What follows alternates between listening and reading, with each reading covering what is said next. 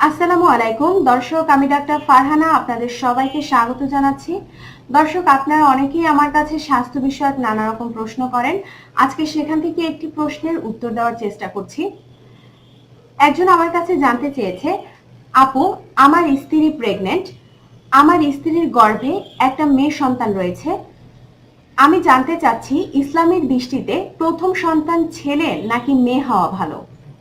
দর্শক, এই প্রশ্নের উত্তরে প্রথমেই সবাইকে বলবো, ইসলামিক বিভিন্ন আদব কায়দা বা ইসলামিক বিভিন্ন নিয়ম নীতি সম্পর্কে আমার আসলে খুব বেশি ধারণা নেই। তারপরও আমার সামান্য জ্ঞান থেকে এই প্রশ্নের উত্তর দেওয়ার চেষ্টা করব। এছাড়া ইসলাম ধর্ম ব্যতীত অন্য কোনো ধর্মের কোনো ব্যক্তি যদি এই ভিডিওটি দেখে থাকেন, আশা করি ক্ষমা সুন্দর দৃষ্টিতে দেখবেন। দর্শক, আপনার প্রথম সন্তান ছেলে হবে নাকি মেয়ে হবে, এতে কিন্তু স্বামী স্ত্রীর কোনো হাত নেই। এটা একমাত্র মহান রব্বুল আলামিনের দান।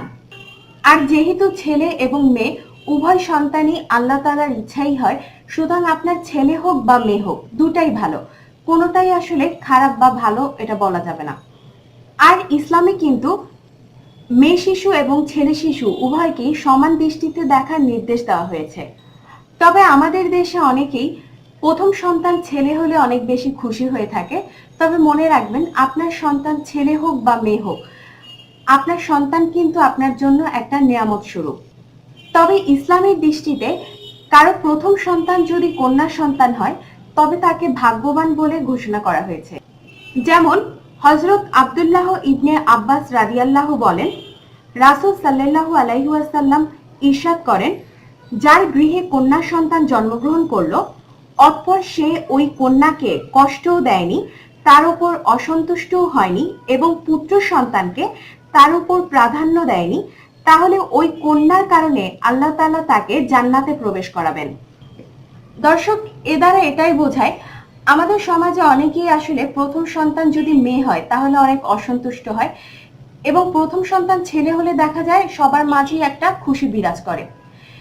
কিন্তু কারো যদি প্রথম সন্তান মেয়ে হয় এবং ওই দম্পতি যদি ওই মেয়ে শিশুকে সম্পূর্ণ আদর যত্ন এবং ভালোবাসা দিয়ে খুশি মনে মেনে নেয় এবং পুত্র সন্তানের মতোই তাকে সমান মর্যাদা দেয়, তাহলে কিন্তু আল্লাহ পাক তার উপর অনেক খুশি হবে এবং ওই দম্পতি জান্নাতে প্রবেশ করবে।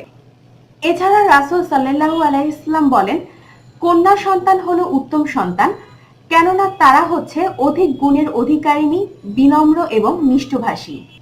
দর্শক, ইসলাম ধর্মের মেয়ে সন্তান এবং ছেলে সন্তান উভয়ই কিন্তু সমান গুরুত্বপূর্ণ।